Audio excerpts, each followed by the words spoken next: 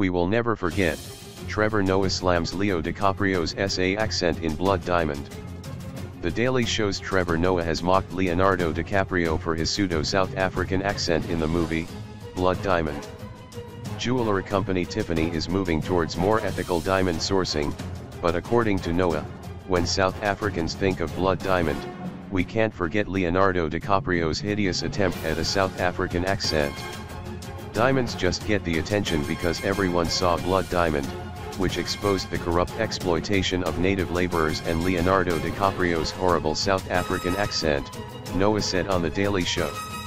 Likening it to a drunk Australian accent, he added, "Maybe you guys won't remember that, but we Africans will never forget."